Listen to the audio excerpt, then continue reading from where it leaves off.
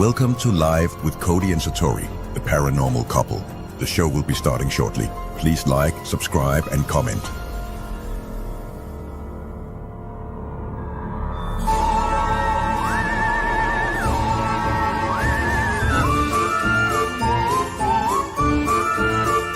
Now please welcome the paranormal couple, Cody and Satori.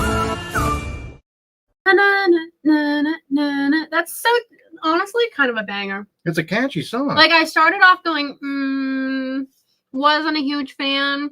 Really? Yeah, I wasn't a huge fan, and now it's growing on me. Maybe it's just got that beat. I kind of like that beat. So, hello everybody. Tell us where you're watching from. Welcome to the show. I know. If this is your first time watching us live, I'm so sorry. If it's not, welcome back. Don't know why you like us that much to keep coming back and watching this train wreck, but we're happy you're here. Hello. I see a lot of familiar people. That's Erin's show. Oh yeah, I'm sorry, Erin. I stole your shtick. Sorry. That's on every other Thursday. Yes, it is. Besides us. So technically, if you think about it, I mean, she has the name and the caption and all that, but it's kind of like they're getting a train wreck every Thursday. If you think about it, they can guarantee one kind of train wreck on Thursday for sure. Hello. So it hasn't been that long since we talked because we were live on Tuesday. We didn't have a video ready. So we decided we were going to do a mini investigation. A lot of you guys actually seem to like that. So if you are a big fan, let us know in the chat and we'll start doing more, like bringing items out of the museum and doing mini investigations. And then when we have a location open, you guys can come visit the items, investigate with the items, hopefully. And we can do investigations videos like right from inside the museum. So let us know your thoughts on that. Okay, I see some people liking that. I thought it went good, and we got some interesting stuff. Of course, the replay is still on YouTube, so if anyone missed it, feel free to go back and watch it. We investigated Liza. If you've followed us for any length of time, we're always talking about Liza. If you've come to any events that we've been at where we've had objects, we usually bring Liza with us. There was only one time where we didn't bring Liza with us. Yeah, and our car broke down twice. We blew a tire twice. That was such BS. Like, literally, Erin's watching because she helps us from behind the scenes. I called her at one point, I think, after one of them. I was like, girl, you're not going to believe what happened again. Like, I was just so fed up.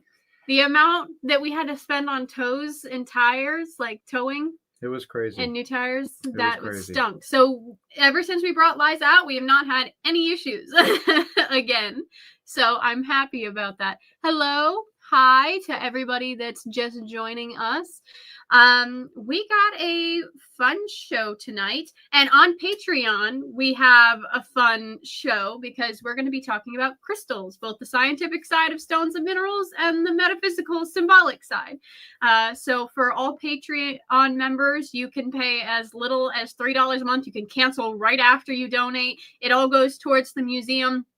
And you get at least a month's access to all videos, content, live streams, all the fun stuff we're doing. So all of it goes towards getting us to that museum. We are so close. I can't tell you guys much, but we are so close. Okay. So manifest that it works out for us is all I can say. Oh, thanks, Chris. Thank you Appreciate so much. So if you haven't been here before, this is our usual show that happens every other Thursday. It goes from 8 o'clock Eastern till 9 o'clock. And then starting at 9:15, we do our bonus show. And usually we do like object investigations, and Satori does, card readings. But tonight is something a little different. And it's the whole crystal thing, which of course, Satori loves and I'm interested in now too. So I think it's cool. I think it's really cool. So if you want any information on how to become a museum member, the thing is scrolling along the bottom there. And there's also a link in the description of this video. And again, that starts at 9:15, and you can join for 1 month, like Satori said, and then cancel it. It's perfectly fine. So our videos are usually every other Tuesday as well. So this upcoming Tuesday, we will most likely not have anything. And then the Tuesday after that, we actually have some fun things planned, small paranormal businesses we want to promote, cool locations we're getting ready to go see. So we definitely have content for you guys, whether it's us doing our method in a haunted location, which I know a lot of you guys love. Thank you so much, Jennifer. Or us just trying to promote these places that people have never heard of before that they can go visit. We want to bring you as much fun paranormal content as we can. Yeah, absolutely. We appreciate that, Jennifer. Of course, you don't have to donate or send anything, but we really appreciate it. Huge shout out to our Patreon museum members that we have already. Geez, it's been a few years now. It has been. So huge shout out to them. We have a few pages of them. They're all really awesome people. Really good group of people. The bonus shows are very kind of like laid back and more like one-on-one conversation. We actually get to see everybody's comments and things like that and respond to them. So it's a lot of fun. So again, all that information is in the description. Actually, a few new Patreon members since the last show. We have Carl, Nadia, Luther, Jeffrey, Jolie, Michelle, Laura, Fran, all of them. So thank you very much for becoming a member, and we appreciate it. Thank you. So we mentioned a little bit about it on the last live stream we did on Tuesday, but we had a really cool event at Rolling Hills Asylum in East Bethany, New York. We did. It was a lot of fun. I have a couple pictures. Here's a group picture of everybody that was there. By the end of it, we all started off very strong. We were so excited already. We were lots of laughs. And then by the end of it, we were like 2 a.m. We were all super tired. We were drained from investigating, but a lot of people were wandering and having a great time seeing the building. So overall, that event was great, very well put together. I think it was a great time. I think everybody else had a good time. Yeah. Oh, absolutely. And huge shout out to Shannon that runs everything, Sharon Coyle. That was all of us super tired by the end of it. Yeah, it was a good night. It was a really good night, and the staff there is amazing. So thank you to them. We had a good time. So coming up next, as far as events go, is the Gettysburg Battlefield Bash. Yes. And we're really excited for that one. That's a good event. Time. That event goes towards supporting different organizations, like donating to them. So it's a really good cause. We all have a really good time. I think there's literally a VIP party where we and a bunch of other paranormal people are bartending. And they're having a masquerade VIP party. And there is a masquerade ball VIP party, like a masquerade party, which I've never been to before, but I think it's going to be super fun. So there's a lot of different things for a lot of different people. There's going to be vendors, small businesses, paranormal people, all of that. We're going to be bringing some haunted objects, as well as John Zaffis, the godfather of the paranormal, is bringing some of items from his collection as well. So we're going to be set up together. And speaking of John Zaffis, we actually have a theater show coming up. We're just this spewing fall. Everything at you guys right now. We also have, yes, a theater presentation. Both of our museums are going to be bringing items, displaying them. You can get up close and see them, and we're going to tell you the stories behind these items. So it's going to be a fun time. Definitely working with someone we've looked up to as a mentor in the paranormal haunted object side of things. Getting to do a presentation with him is kind of surreal. Yeah, so it's going to be a lot of fun. And the theater that we're having this first one in is haunted. We've investigated there a few times, and definitely activity there. So if you want more information on all the events that we're going to be appearing at this year and on into next year, go to paranormalcouple.com. It's right under our names over here, and click on the schedule, the events page, and you'll see everything and get to click on the different things to learn more about them. So that's what we will be up to. Yes. All right. We talked their ear off enough. We did. We did, which is also always fun. So, all right. So if you haven't been here before, we do a bunch of different segments. We like to have fun on the show, and we always feature a different object from the museum on every episode. And the object we're going to talk about tonight, we talked about years ago, I believe when we first had gotten it, or maybe right around the time we had first gotten it. So it's definitely an interesting case, and we wanted to go in a little deeper this time and read you a little more about it in the case file.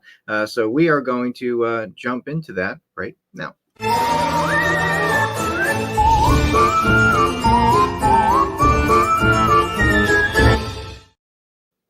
All right. So this case file is different. It's not your usual haunted item.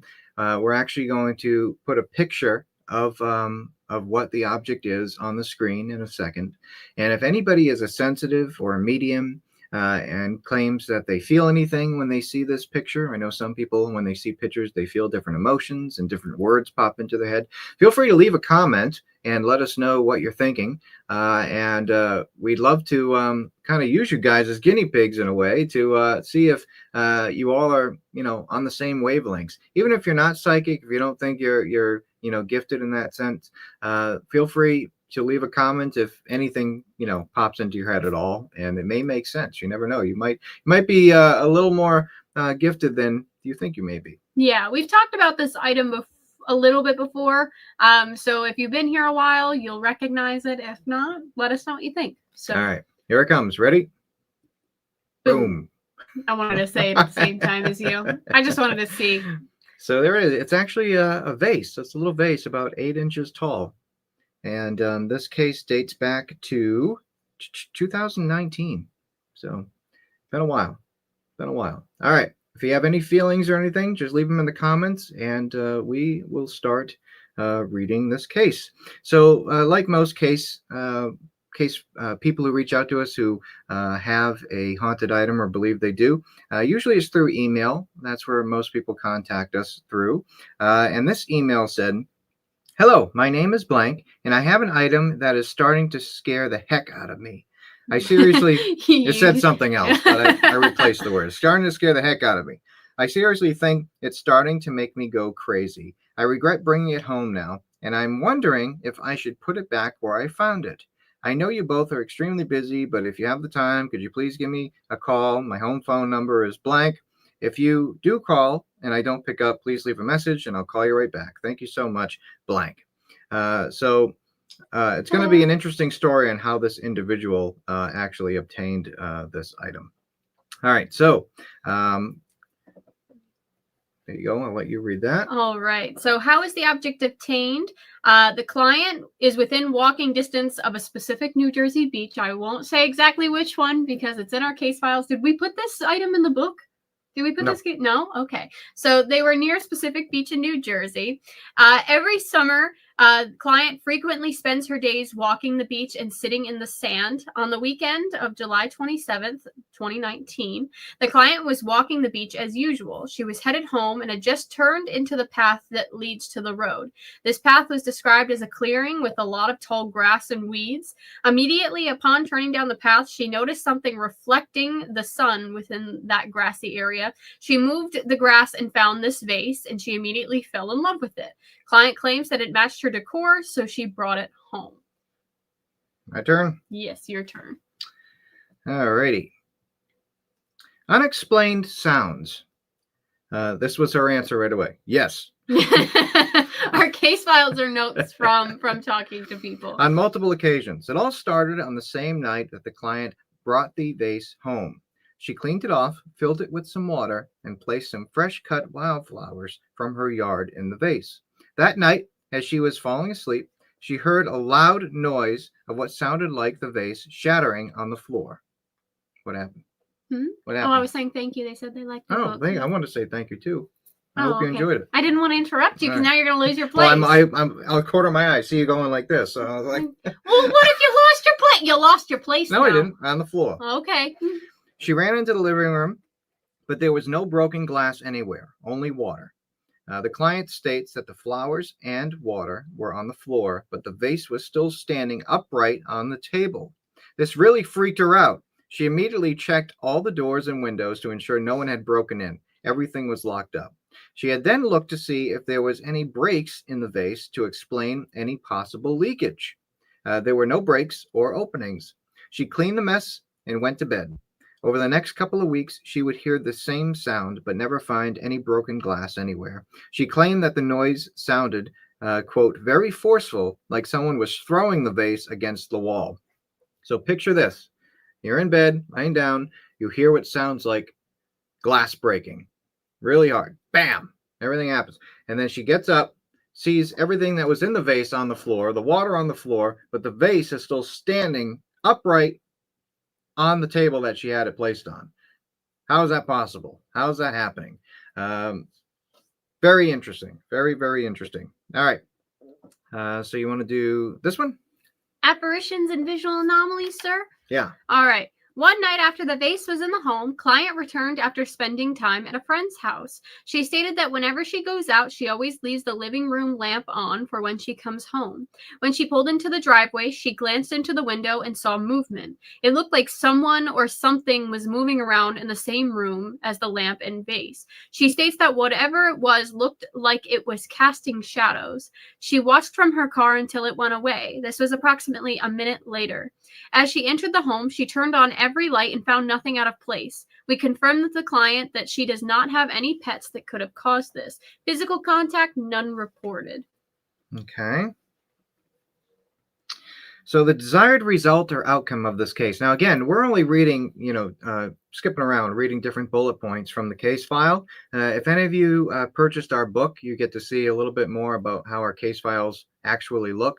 We also have a tier on our Patreon program where we actually send you an actual case file from the museum. A replicated one. Yeah, with personal info blocked out. Yeah, so we have to, of course, for privacy reasons, block out the names and stuff. But they're usually, a few pages long, and we ask the same questions for every case because that gives us a broader understanding of everything that's going on. So desired result or outcome. The client originally wanted advice on what to do with the vase. She was contemplating on bringing it back to where she had found it. We urged her not to do this in case someone else was to find it and have the same experiences happen. She ultimately has decided to donate the item to the museum so nobody else has to deal with the, quote, scary ordeal she has been through. So our goal is not to get the biggest museum, the most haunted items in the world. We always try to talk the client into different things that they can do to help coexist with their item. Because a lot of times, sometimes, the item is personal to them. It's something that's been passed down in their family. In this case, she thought it was a nice decoration for her home. So at first she didn't want to get rid of it. And then things started acting up and it made her start having second thoughts, and she didn't know what to do on how to get rid of it. So this item is strange because, and we've struggled with this, with different theories around this item, because the item shows no visible cracks or breaks. It wasn't like glued back together from having a situation where it may have broken that we could see. We put water in it. It hasn't leaked out. So why is it making this sound like it was smashed? And there's different theories that we've been playing with. Either okay, so residual hauntings, to put it kind of like summed up, is it's almost like a record. It keeps playing. So something that has seen or been involved in some sort of experience, it could be embedded within certain materials and minerals to keep replaying. But this item has not ever been broken that we see. So why is it making a smashing noise if it's never been broken? It was not involved in something that would cause a residual. Was it in the room of something that smashed and it's just happened to make that residual activity? I'm not sure. Or people like, Dave Schrader and other individuals have come up with the idea of maybe a time slip. Maybe it's been involved in something that, or it hasn't been broken yet, and there's been some slip where that activity is happening because it's a future occurrence that hasn't happened yet, and there's some sort of dimensional time slip going on. We're not sure. I'm not sure. We're not sure, and that's exactly what we said in the case file, too. We said, investigator notes, Satori and myself believe that the vase was discarded for a reason. Maybe somebody else was experiencing the same thing, and they didn't know what to do with it, so they kind of just, threw it on the beach. It is unfortunate that we may never know its backstory. We believe that most of the sounds the client is hearing could be residual energy. So we're not really sure what environment that vase came from in its previous life. The only problem is that residual is from something that has happened. Can it also residual be something that hasn't happened yet? So we'd like to know your opinions in chat. Maybe any theories you guys have. It would be helpful to hear different theories. So let us know. So our last interaction with the client was on September 7th. Today, Satori and myself were able to reach our client over the phone. She states that she is feeling, quote, wonderful, and has not heard the shattering glass sound since the vase was sent to the museum. She is, quote, extremely grateful for our help. We have instructed her to contact us immediately if she hears the sound again. So it definitely seemed like whatever was going on, the vase was the catalyst of that. And we have a good amount of items that have those same claims where whatever it is of course, following the item. There are some cases where you remove the item and the activity is still going on. It may have come with the item, but it's not, attached to it, if that makes sense. So a couple of questions in the chat that our good friend Aaron backstage, who helped us out, has starred for us. First one is from Sue. Is the vase glass or wooden? It is. It's like it's like a glass and ceramic, depending on where it is. I think definitely not wooden. Definitely not wood. Here's one from Chris. Have you guys heard that same sound since you've had it? No, we haven't. Not yet. We have found that some items, of course, we're not in the museum 24/7. We have security cameras and stuff. We have heard strange sounds coming from the museum, but I don't believe we've heard. I want to double check what the material is now. Like it's sitting with part of me. It's like a glazed. It's like a porcelain, but it's not. Does that make sense? Yeah. I'll look into it. Yeah. I'll look into it. But yeah, good question. We haven't yet. We do know that some items could take years to live up to the claims. We find that certain items that have more of an energy attached to them, and not so much a spirit, but the energy, like with this item, sometimes it needs to be an environment where the energy also like vibes with the energy of the object. You know what I mean? Like same thing in like haunted houses. Sometimes a great example is the Conjuring house. When you had the Perron family, 5 girls, it was the perfect energy to make whatever happens in that house happen. And then a new owner moves in and they may not experience the same thing. Same thing with an object. If the energy doesn't vibe well with whatever is going on, then it may not act up. So if we were to take the vase and bring it on and like our traveling exhibit, we may go to a location with the vase where it triggers that. Just like the mask we have that gives off a smoke smell. Some locations that we go to, it just gives off that smell for some reason. So there's a lot that we just don't know yet, and we're trying to figure out about all of these things that happen. The only thing that we do is kind of guess and kind of make assumptions by what we've experienced.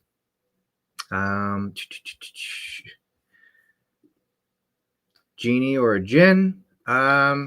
Not that we believe. Just because there has not been any activity that has led us to believe that there is any sort of actual intelligent spirit attached to the item or entity that anybody has communicated with or had any negative experiences with. Yeah, it definitely just seems like an energy that is with the item. Tracy, could this vase be made with someone's ashes, like made in the vase? Like you can get jewelry made with people's ashes. I'm not sure. I will keep you guys updated. I'll actually comment in this live if I can find the exact vase anywhere and keep you updated. I'm not sure about that. Yeah, it does look like something. It does look like something that was like mass produced at one time. I'm not really sure. But the cool thing about these live streams and our bonus shows, our Patreon members, I'll give them a huge pat on the back. When we do like our object investigations, we also do like unboxing sometimes of new items that come in the museum. They're on it and they're like researching it.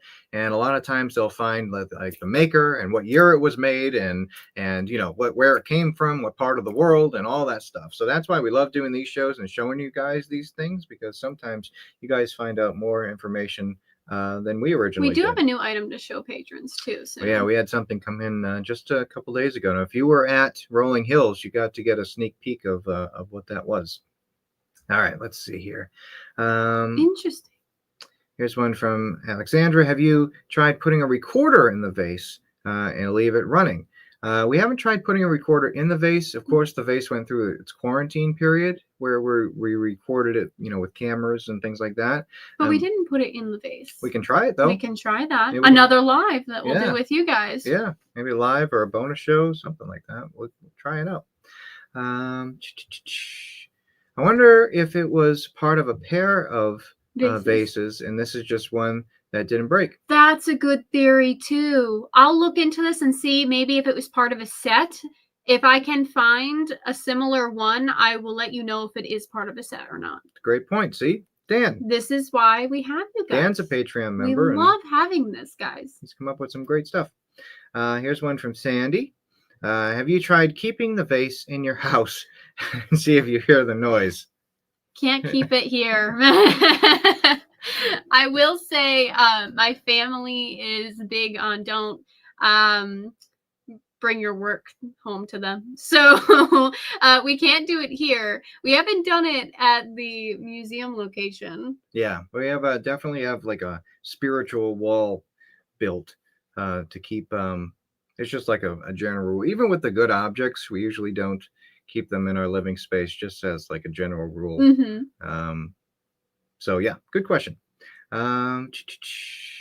Hi, Robin. How you doing, Robin? Is there any stamps on it to search? Not that I saw. No. So no one knows where it originally came from or how old it is.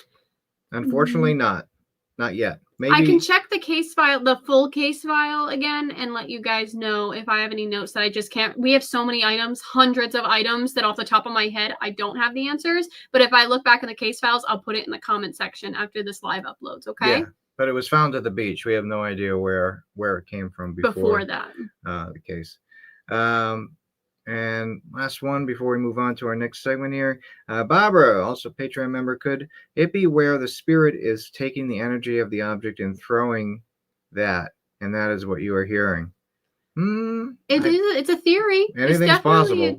A theory. Yeah. I mean, does it exist on the other side? Could that be an interaction from the other side that we're hearing through dimensions? It's been proven that there's multiple dimensions that exist, so who knows? There might be, like Satori said, there might be some sort of slip happening that you're hearing something that's not quite in our realm. So all right, all good stuff. Good job, guys. Not your usual haunted item, that's for sure. It is one that makes you scratch your head. All right, we're gonna move on to our next segment. Okay. This one's a fun one. Okay, I like it. All right.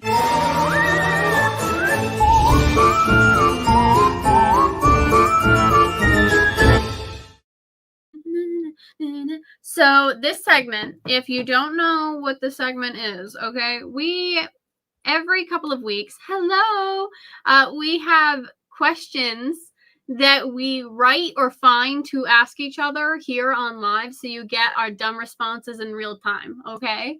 So they could just be, I guess they could be anything. I try to stay paranormal related. And if you guys have any for us, feel free to jump in, and or if you want to answer these questions yourself.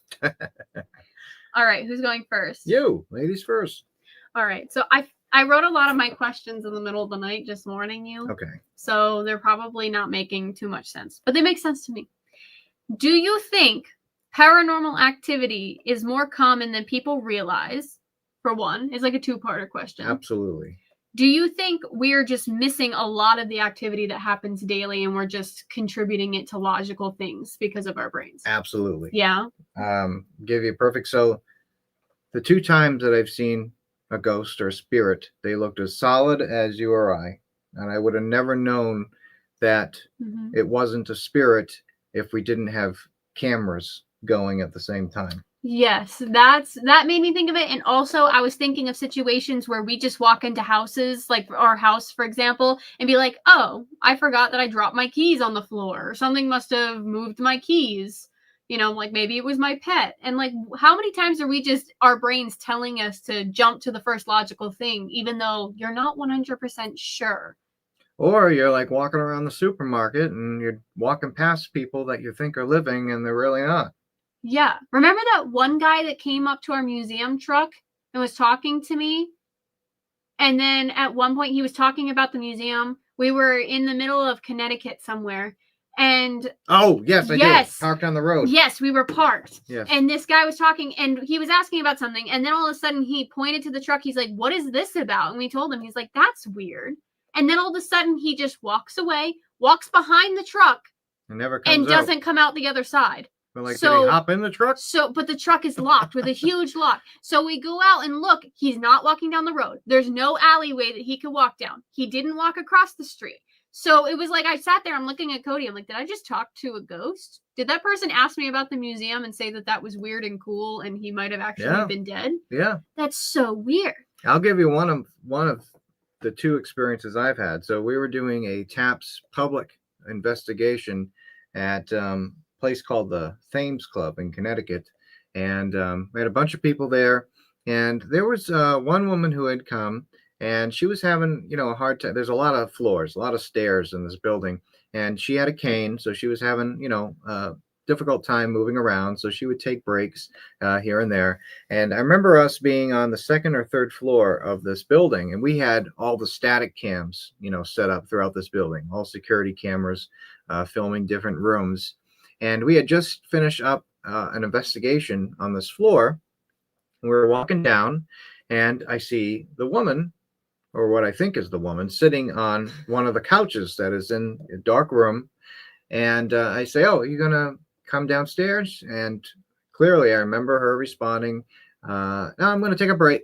I'll be down." And I said, "All right, well, I'm going to send someone up to check in on you." And she said, "All right." So go downstairs, and I tell Steve, I say, "Hey, Steve, when you go upstairs, if you don't mind, the woman is just taking a break up there on the couch. If you don't mind checking on her." He goes, "All right, I will." So I see him, go up, and then we do a break or whatever we're doing on the first floor. And then a few minutes go by, maybe 10 minutes. And I say, "Hey, Steve, did you go upstairs and check on the lady?" And he goes, "Yeah, no one's up there." I was like, "What?" So we run up there, and there's nobody up there. She never came down the stairs. There's no other way to get out, only up to the roof, and there's no way to leave the building. So we're like, okay, we need to review the cameras now. And we play back the cameras.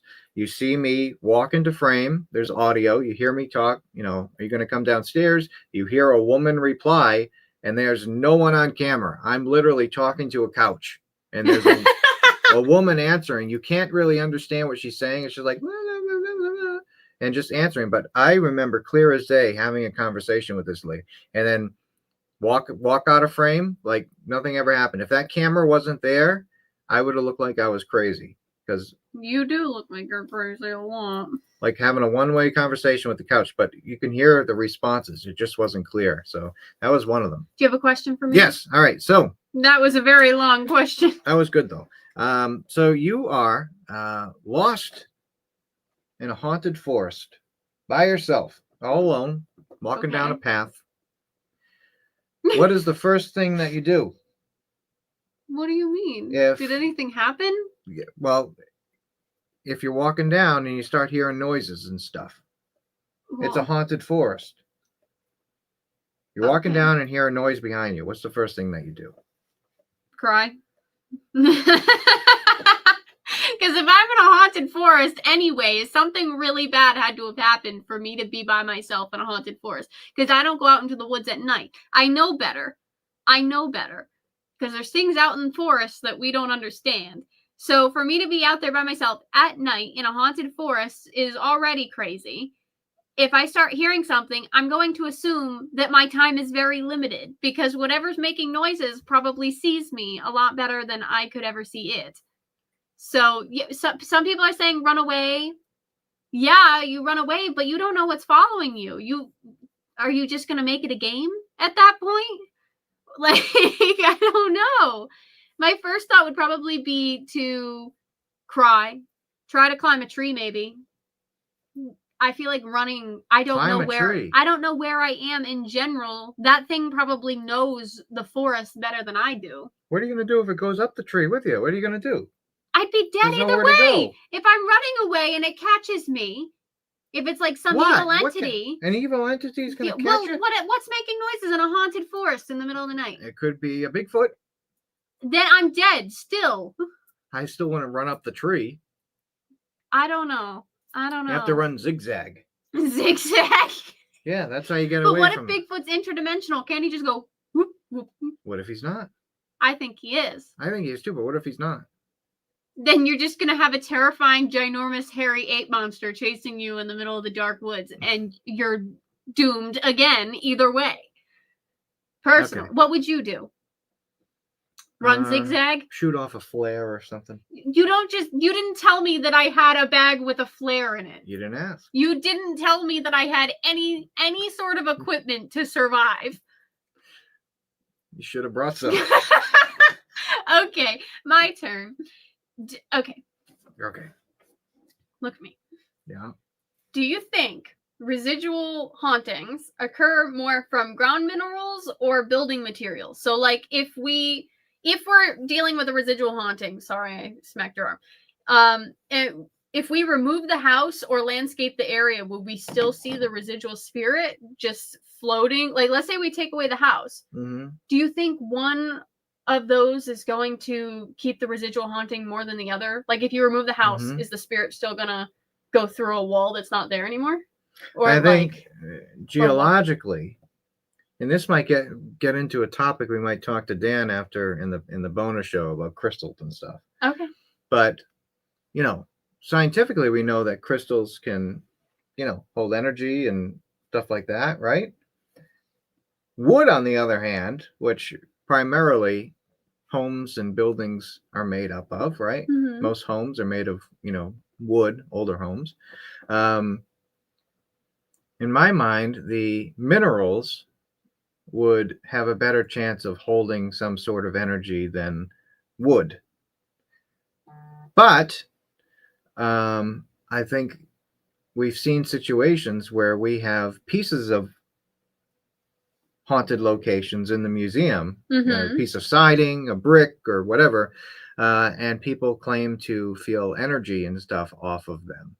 So I think it goes beyond science, beyond the science as we know on this realm, when it comes to residual energy and how that energy gets intertwined with physical items. Okay. It's the same thing with a haunted item. How does a spirit get attached to a haunted item?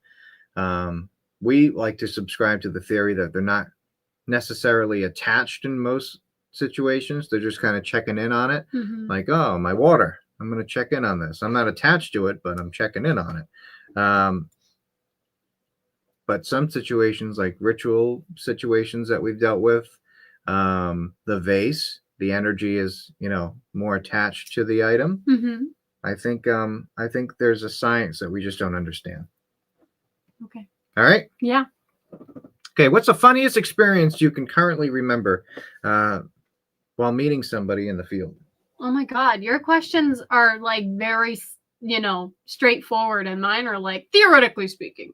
I like both. It's an even balance. What's the funniest experience I've had with who? Well, meeting someone in the field or on an investigation or whatever. Just anybody, or it has to be a paranormal figure?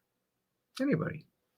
Because I've had lots of really funny experiences with people because I like to cause trouble. Okay, so there's two. If we're talking about just anybody we've met while doing this kind of work, one time we were at a convention at New Jersey, and we get a very long line of people, but I want to make sure everybody gets, the chance to like hang out with us and have a good time. And one person said that their family member couldn't make it. So I said, I'll call them. And so I took their phone and I called their family member, and they picked up. I'm like, hi, this is Satori Hawes. Why aren't you here? And they just went, oh my God. And I went, oh my God, why aren't you here? And I had it out with this person on the phone, very light, but it was just such a funny situation because I don't think people are expecting me to make phone calls to their family from their phones. Oh yeah. But that's just how I am. Another experience was meeting John Zaffis for the first time. Because, well, not for the first time. He's known my family since like before I was do you born. even remember? No, before I was born, John Zaffis was in my family. But seeing him for the first time as an adult was during COVID, actually, like during like the end of it, I think. And we were at the Conjuring house, and it was back when Corey and Jen owned it, I believe. And he walked in for World's Biggest Ghost Hunt or something like that. And he walked in and he said hi to you, and he calls you Beanie. So he was like, hey, Beanie, and said hi to you. And then he looked at me, didn't say hi. And he looked at you and said, what are you doing with that Hawes kid? He calls me Hawes kid. Oh, he goes, what are you doing with that Hawes kid? And walked away. And I was like, oh my God, he hates me. Nope, come to find out, that's just how he is. And I give it right back to him. That's what he says every time I talk to him now, or anybody talks to him about me. That's John. Yeah, that is John. Here's one from Dan. Okay. Do we know of anyone ever being killed by a spirit? The closest thing I can think of is like the devil made me do it case, where a spirit made you do something to somebody else, entity, supposedly. Yeah, possessed someone. So I don't know if anybody's ever claimed to.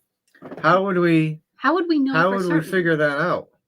Because if the person is not with us anymore, how can they tell us that? I'm sure there's cases, but like part of me is like, how do we know?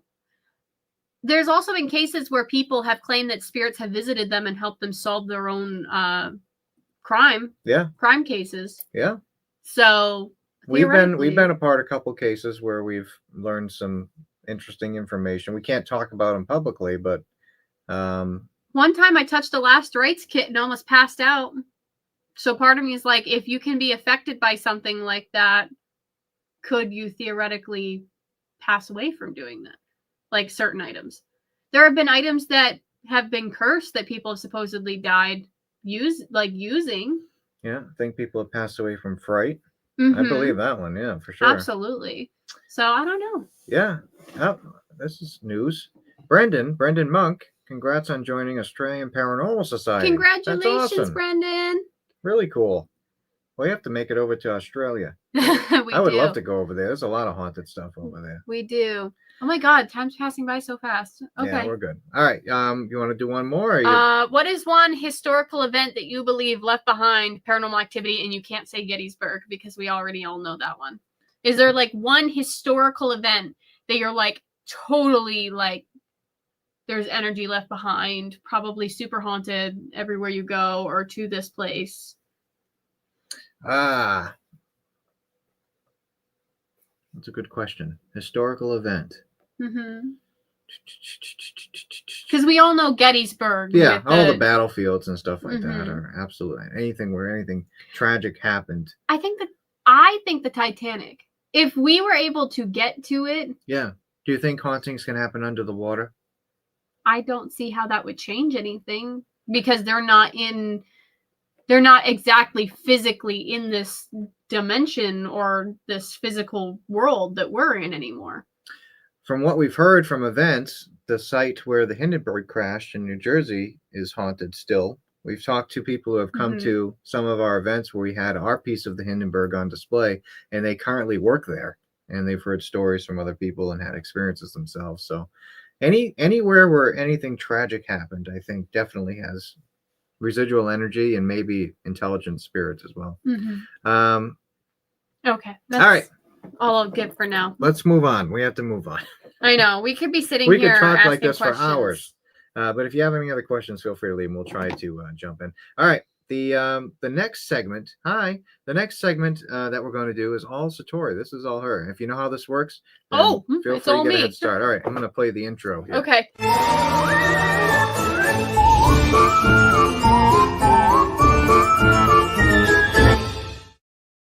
Ow, that hurt really bad. What happened? I slammed my hand into the desk and that hurt really bad. Why'd you do that? I don't know. My hand, I was bringing it down and it decided it was going to hit everything on the way down. So do you want to describe this? Yes. So if you haven't been here before, so in a second, Satori is going to do a couple card readings. And we're going to do it totally random. So if you want a chance at getting a mini card reading from Satori, comment the word me, M-E, in the comments. And then Erin, who helps us out behind the scenes, is going to randomly pick somebody and put their comment up so we know who it is. and Satori's going to give them a reading. We might have time for 2. So I have new cards too. And if you don't get picked Thanks, tonight, Barbara. Oh, using Barbara's cards that we got in Ohio. If you don't get picked tonight, we always do these on the Patreon bonus show. Not every week. We definitely won't be doing them tonight because we have the Crystal show tonight. But usually every other week we do card readings. All right, Tammy, let's see what we get. Again, I just do this as a hobby, guys, so I'm going to tell you what the cards mean. All right. So let's get some information here. Whoa. Okay, so first card I got was dreams. Usually that means that you should be paying more attention to your dreams. A lot of people believe that the dream world and the physical, the spirit world and the physical world is connected through dreams. It's a good way to get messages through. So pay attention to any weird things or any weird events happening in your dreams. I did also get the animal card, which is interesting. Usually that means pay attention for animal symbols. If you start to see animals, if you're dreaming about animals, focus on what they may symbolize because it might be guiding you through the things you're seeing, the synchronicities, the strange occurrences that are happening to you. You might be getting guided to go down a certain path. Let's see here. Okay, so I did get the psychic ability card. That does not necessarily mean you're going to be able to tell the future or talk to dead people. I'm not sure it could. But usually this card is pulled to mean that you have some sort of potential. You might be able to connect and get messages a bit better than other people. You have the ability to be in tune with these things. These cards are saying you need to focus on how to go about doing that. You need to focus more on what you can do. Reach out a bit more. They're trying to get messages to you in some way or shape or form. And the finding card, usually that means you're going to find out something, some big truth, something that may have been lost in the past is going to come back to light. So hold on to that as well. You might find yourself in this new adventure that you're going to be starting. They might be guiding you down a new path to find yourself, find the truth, something along those lines. So hold on to that. Do you want to read an animal card? You want me to read one? Yeah, just pull a random one. All right, Tammy, I'm going to read you a random card. I am no card reader. I'm just going to read the card like a normal person would read a card. All right. Oh, that one flipped over here. A badger. Mm-hmm. All right, let's see what the badger says. This is what he looks like. Whatever you seek, your tenacity and faith will be paying off. Know that no matter the temporary outer conditions, you will manifest your desires in divine timing and in the form that is best for you. Endurance. So basically what this card means is that if you are hoping that something's going to happen, if you manifest it and put it out into the universe, this badger is going to help you get it, apparently. Somebody said the badger looks like a raccoon, and it does. Oh, all right. We have time for one more, Aaron, if you want to pick another one. And then I know we have some questions at a start. John Arnold! I know Aaron behind the scenes randomly picks. It always makes me laugh to see. And you know why? Because I struggle a lot with the fact that we had to leave them in that house. So I miss them a lot, and a lot more that I put out on the internet and talk about. So to have little laughs like that, it actually makes me feel like they're with me more. So thank you for that. Great to talk to you again. It's been a while, Miss Arnold. Glad you've come to talk to us this time. I miss you. So the first card I got was new beginnings and answers. So usually that means there's going to be some big change. This could be a new opportunity that's going to come to you. This could be, it could be in relation to career, to new friends, to new obstacles that lead down new paths that are more positive for you. So hold on to that. Some new chapter is going to start. Answers usually means you're going to find out something. You're going to have some sort of clarity, some sort of deeper understanding, something that you may have been felt like was left off, that you didn't get everything you needed from it, or closure that you needed from it. You're going to get answers as to why something happened the way it did. So pay attention to what's going on around you. You might be getting guided and told some messages that you're not quite picking up on. And I did also get the prosperity card. That just means good things are coming. That could mean if you stay on the path, you focus on messages, you focus on guidance, just stay on this path because something good is going to be coming to you if you follow that. All right. So the card I got for John, Mr. Arnold Oh, that's cool. is a kangaroo. Kangaroo here. It says cycle. A 9-month cycle is at play. Your current project will take 9 months to mature and benefit you. Commit fully to it. You have all the strength and stamina you need as long as you move forward and not backward. So stick with it. So maybe you started something recently or going to do something, and it's going to take some time to work itself out. That's what I'm getting from this. The kangaroo here. Can you pull me an animal card? You an animal card? card? I want to see what animal I get too. Oh my God! What kind of? Did I get the whole zoo? Pretty much. All right. Let's see. A zebra, or as they say overseas, zebra. Okay. They say that zebra. Okay. Open-mindedness. There is more than one way of looking at things. Oh, this is so you. There is more than one way of looking at things. You must be ready to accept alternate viewpoints and new ideas. You must open your eyes to new ideas and new ways of resolving problems. I want to pick one for you right now. This is that is not true. Look at that is not true. I don't need to hear that. That's BS. You know what I'm talking about, guys. Okay, dear, gentleness. This is a reminder to be more gentle with others. I am gentle. I'm a The Cancer. grace, sensitivity, and gentleness of the spirit animal echo the qualities brought forth when living from the heart. Well, maybe if you weren't such a zebra, Maybe then I could be more of a deer. Okay. Hi, how are you? You make me ugly laugh. This is the problem. I don't want to ugly laugh on these live streams. Unbelievable. Okay, we got to do the next thing now. Yeah, we can in a second. Let's answer a couple questions. Mr. Arnold asked a question here. Have you guys ever been to the Hinsdale house? If so, what were your thoughts on the place? I have not been. I have, though. And we had some great activity.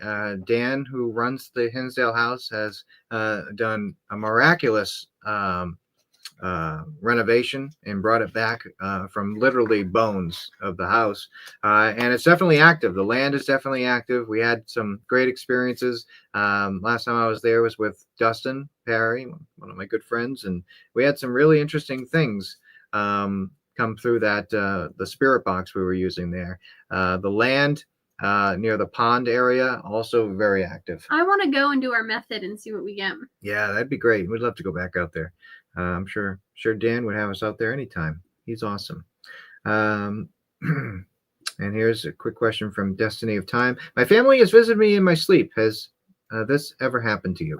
Many people, it has happened to them. A lot of people believe that, again, it's a bridge from different areas to kind of speak. Even living people have claimed to see other living people in their dreams, almost like they're meeting up in this dimensional area. So it really, it's a wide experience that a lot of people have had. I remember somebody told us that they actually had a dream that one of their deceased family members came to them and told them to wake up, and there was fire around them, and they woke up and their oven was on fire. Yeah. So things like that, I definitely believe are possible. Yeah. Oh, absolutely. Absolutely. A lot of people believe that dreams are like a bridge. Mm-hmm. You're closer to that realm, if that makes sense. Steve! What the heck are you doing here? What are you doing awake? Oh, no. You're supposed to be sleeping. Get him out. That means Marissa's probably watching with them. Aw, hi, Marissa. Okay, we can do the next All right, thing. next segment. Here we go. Okay.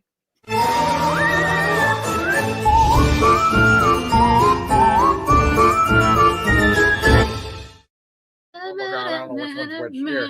Give me. All right. If you haven't been to this segment before, this is a fun one. So Satori has a bunch of questions that she's got from multiple different places. I don't even know where the heck she gets them from. Some from people, some from emails, and some from online.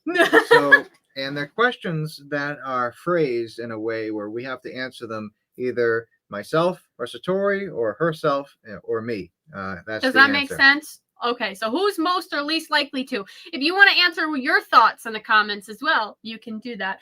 So the first one is, sorry if I repeat any that you guys have given me. I don't remember where I leave off, so I just choose them. Who's least likely to run if something gets thrown across the room? 1, 2, 3. No, it's not me. Yeah, it is. I would not run. You get scared very easily. But I would not run away. You'd be like, I'm out of here. At least I know that I could get out of the way. Maybe you would just be like, oh, that's what you do. You yell but like that. I'm not going to run. I'd be, oh! Oh, that'd be your last word. Who's most likely to become best friends with a ghost? 1, 2, 3. I'm going to give that one to you for Absolutely. sure. Even if they don't like me. You are more personable. Yeah, but sometimes they hate me. I'm more of a, that's true. Sometimes they're like, oh. A lot of the older locations we go to, it was a different time period back then. So I'll just put it that women weren't appreciated as much as they are today. I'll put it that way. And sometimes they don't. We weren't able to act a lot of the ways we do today. So, but you're very, very talkative. I'll say that. You're very talkative, and you know how to talk to people and make friends. Okay, see, that was more the way you twisted it at the end. That card is making sense. You twisted it positively at the end, but you started off in a way that you could have been more sensitive about it. But being honest. Who's least likely to spend the night in a haunted asylum alone? Okay, 1, 2, 3. 100% her. Especially if there's no working bathroom. Okay, or mirror. You make that a point every time. Because it's the truth. I just probably wouldn't sleep if that's the case. You wouldn't go anywhere near there. Who's most likely to start an EVP session in an awkward moment or a location? 1, 2, 3. No, I don't even work the recorder. So you can't say me. Yes, you do. No, I don't. I am as tech savvy as you recorded at Rolling Hills. Barely. Yeah. Barely. I can work a phone. I'm talking about like the higher tech equipment. See, everybody's saying Cody. Well, most people are saying Cody. All right. Who's least likely to believe in an orb? Least likely to believe in an orb. Yeah. 1, 2, 3. You're so. What's funny is a lot of people think that Cody, like, a lot of people have their opinions on us. I'll say that. But Cody's actually a very skeptical person with a lot of things. So I will never doubt someone's experience because we've had some crazy experiences that are unbelievable. I will never doubt somebody's experience. You guys think holding hands and getting knocking noises is weird? We've had weird experiences. Who's least likely to turn their flashlight off during an investigation? Okay, 1, 2, 3. I guess. Who's most likely to get possessed? 1, 2, 3. Not true. Not true. You'd be like, I just want to try it out. Now, and you will be trying to make friends with it. I would try to make friends with them, but I also have boundaries, and I would say no. But you'd be like, you know what, I'll try it. A demon is not going to act like a demon when it wants to become friends with you. It's still going to try pulling you in first and pretending to be nice. They could tell you that they're a demon, and you'd be like, well, you know what? I don't believe that it would work. Let's try it. I probably would, but you would be there first talking to it. I would accidentally get myself possessed. He would intentionally. Who's most likely to follow a ghost into the Conjuring House basement? 1, 2, 3. Yeah, Cody would be like, what? Come down to the creepy, dark Conjuring basement? Scary, crooked neck person? Yeah, sure, I'll go. Yes, Cody, yes. Who's least likely to admit when they're scared? 1, 2, 3. Admit when they're scared. Least likely to admit. Oh. Mm-hmm. And who's most likely to accidentally summon a demon? Accidentally? I think both would be you. Yeah, possibly. I think both would be you. Possibly. They'd be like, don't touch this. A demon gets summoned, and you're like... Possibly. I feel like it. Possibly. I saw a comment pop up real quick that I wanted to put up there. Anthony, anyone who is in the Connecticut area and down to ghost hunt, he's trying to get a little group together. And he has some equipment. So if anyone's in the Connecticut area and looking for someone to ghost hunt with, hit up Anthony and maybe you guys can start a team. That'd be pretty cool. I love the friends that everybody makes. Once you get the team started, you have to invite us, though. That's the rule. Absolutely. If we help you get team members, you have to invite us. Absolutely. All right. So it is currently it's currently 9:00 right now, which means we're going to be ending the show in a second. So just a reminder, starting at 9:15, we have the Patreon bonus show. And tonight's show is going to be fun. Satori and one of our other Patreon members, Dan, who is a chemist and really knows a lot about crystals and things like that, is going to be showing us some of his collection. And they're going to be talking about, I'm sure Satori's going to mention some of like the metaphysical properties. I'm taking the metaphysical and spiritual. He's taking the scientific side. Yep. So it's going to be very interesting. If you're into crystals and things like that and want a more scientific knowledge about maybe some of the crystals and things, and maybe see some crystals that you've never heard of, because I got a sneak peek of some of the ones that he's going to be showing tonight, and they look like they come from the bottom of the sea or on some faraway planet that I've never heard of before. So if you want to get in on that, you can do it for as little as $3. If you go to the link that's scrolling across the bottom of the screen right now, patreon.com/hauntedmuseum, there's also a clickable link in the description. If just join on one of the tiers, and you can cancel after the show if you want to. We appreciate the support. All the donations made from that program go directly towards the museum. But there's a bunch of other videos and content on there that you'll also get access to for a month if you join for a month. So you can go back and watch all the other live streams and things like that. So we appreciate you guys watching tonight's show.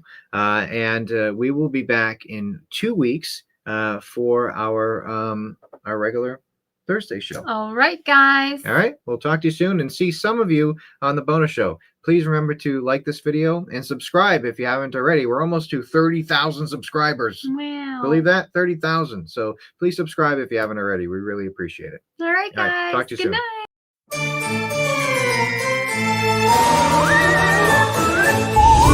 night.